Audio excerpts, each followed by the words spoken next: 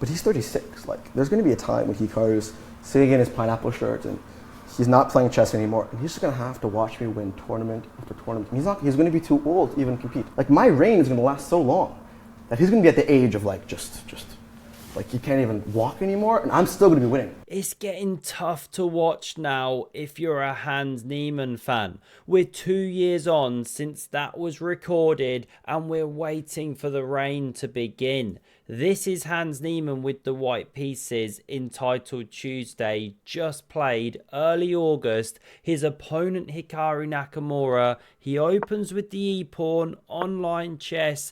This is a tough one to watch. Hans Niemann suffering at the hands of Hikaru, but the way this game goes, it's a Berlin defense from Hikaru. Very solid. Can Niemann break it down? This is tried and tested grandmother theory. We're not going to linger too long here. If you want to learn your openings, go and use Lotus Chess. The link's down in the description. There is no better way to explore those openings. For now, we're rattling through the top level elite moves. This is known as the Berlin endgame. The queens are off the board. Black has lost the right to castle, but the pawn structure is very steady, solid. The bishop pair is in the hands of the black player, and it's just saying, okay, come at me, bro. This is what we saw Kramnik do against Garry Kasparov way back in 2000 World Chess Championship, and Kasparov was banging his head against a brick wall the entire match. Not easy to break down this structure. This has all been seen before. The bishop finally enters the game, and knight e2. Standard remaneuver. Many moves here for black. Bishop e6 is one. This is what Hikaru selected. Bishop g5, very thematic. If your opponent's got the bishop pair, often you want to try and trade one. And now we get c5 on the board, gaining that little bit of space, supporting d4. We get a trade here, and the natural recapture is king takes. But Hikaru spends a long while and goes knight takes. There was some kind of variation with these two knights hopping, or these knights as Hikaru would say, and then a pawn e6 business that he wasn't liking. It does get very tricky. But in this way of playing, there's still some problems. It's different problems. Rook h6 is on the board, knight g5, and now bishop f5. So this is one of the points of hopping back with the knight. You can bring the bishop here, hit a pawn, which is now defended. Knight g6 rotates into this square, but Hikaru's just gone wrong here. His opening knowledge has let him down ever so slightly. Niemann pounces with this excellent maneuver.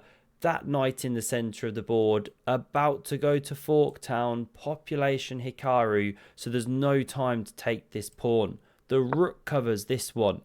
Now we see this pawn push. Again, supporting the centre, and again there's tactics at play. If you play pawn to c-ships, trying to kick out this knight and then capture the pawn, well, you're not quite in time. The bishop's loose on f5. Repeating myself there. And this is why white's standing better here. Black's pieces a bit clumsy over here.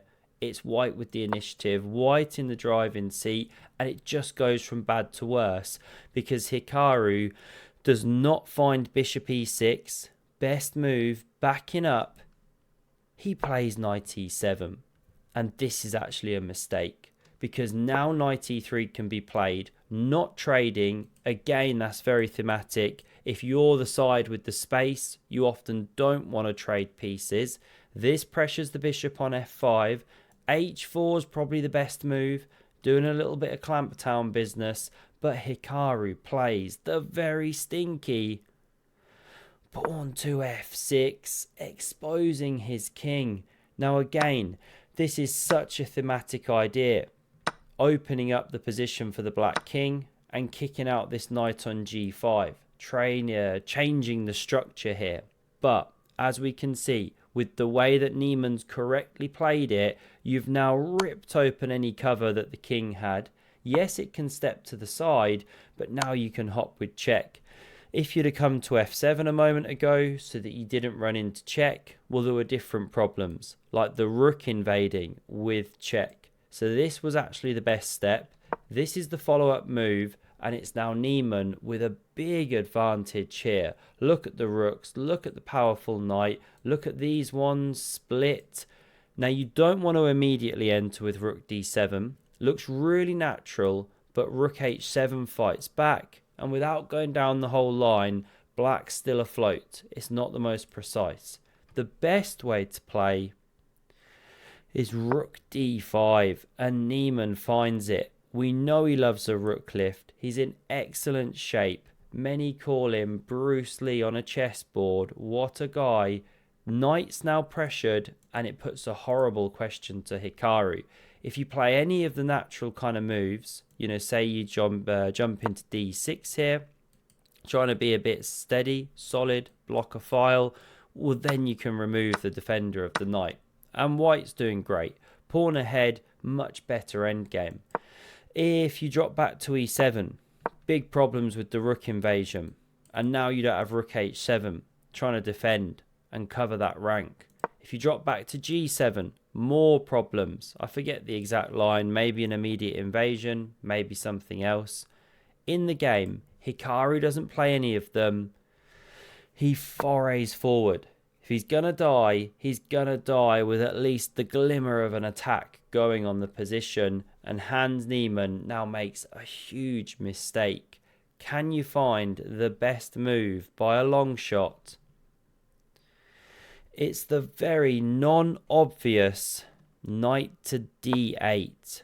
And you now interrupt this rook's connection with the e8 square, so it can jump down and check. And if the king steps over to try and cover that square, then there's rook d7. Really problematic. Now you're threatening check, supported by the knight, and then the second rook joining, threatening mates. So you have to give up an exchange here. If you don't cover the square, you're in all sorts of other problems, like this. One sample line where you win an exchange. This is a lost game. c4 can support the rook. So this was just a killer shot, but missed, understandably, not the most obvious motif. Niemann instead plays pawn h4. Now there's a lot of logic to it.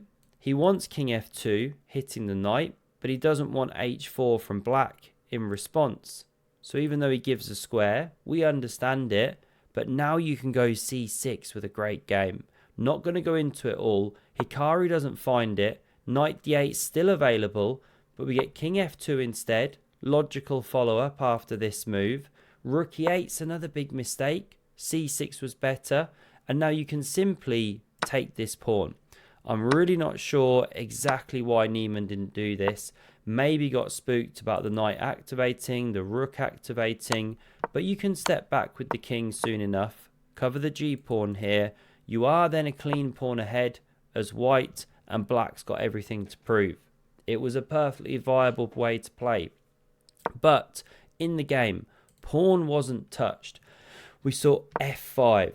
Bolstering this amazing stallion, the octopus over here. But that's a loose pawn now, weak. First it hits a rook, which saves itself. Pawn's threatened on h4, but not really. The knight's loose. Maybe it'll hop with a check, now supported. We saw king f3, anticipating some check business. Don't take, as mentioned, you lose a pony. So pawn to c ships on the board, kicks that rook out the way. We see these ones exchanging here, and now takes on f5 is played. And this is the big problem with the entire way that Niemann set up his pieces. Because he allowed the rook to get kicked, which was defending the pawn, and the pawn then dropped, suddenly his entire advantage dissipated like that. And the game's turning here. It's even black a tiny smidge ahead. Now if you take this pawn, no good. Takes with check, king goes, and you really start having fun in such a position. 3 pawns ahead for black. So we didn't see this pawn touched. Instead, pawn g3. Excellent move. If rook takes check, there's king f4. And because you're hitting 2 at the same time, you can't save them both. You actually lose a piece here. No rook g5 available. And if you take with the knight, then there's rook g1. Now after the knight moves, you take here, here, here. Knight goes away, and this is anyone's guess who's going to win this game. It's roughly balanced, but black is a pawn ahead.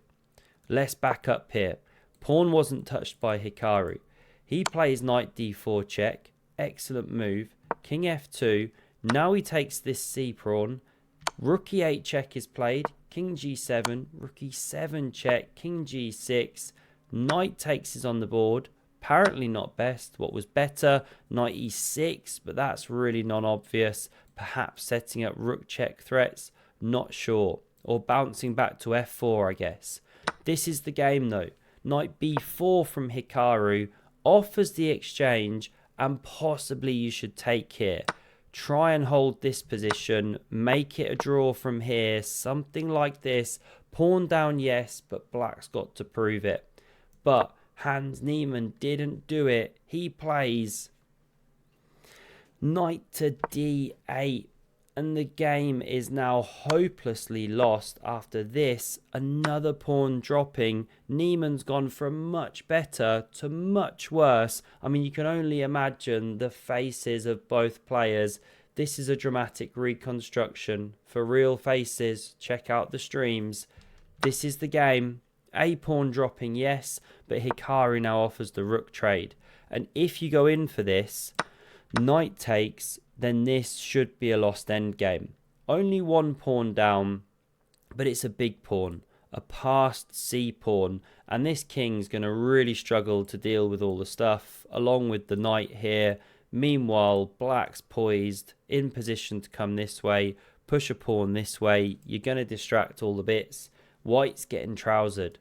So we didn't see takes. Niemann keeps these ones on the board. But now another pawn drops, and that's 2 to the good for Hikaru.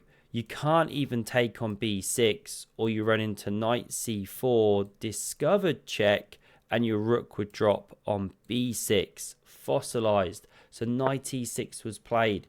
King f5, check, not check, sorry, king f4.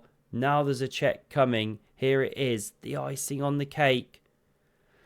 Knight d3 check. Discovered check from the rook. King moves, knight is taken, pawn takes, rook a3 check. We saw resigned simply, because once you back up, you can simply defend the base of your chain here, and this is some sample. A technique like this would be on the board. Run the pawns together all the way down. Nothing can really be done. There you go. Brutal for Hans Niemann. He just can't get his reign going. It might be just round the corner. Who knows? Like the weather, could be changing any day now. Thanks very much for watching. Have a look at the video on screen if you want to see the last game I did between Hikaru and Hans, titled Tuesday, about a month ago. Another brilliant one. Thanks for your support, and I hope to see you soon. Cheers.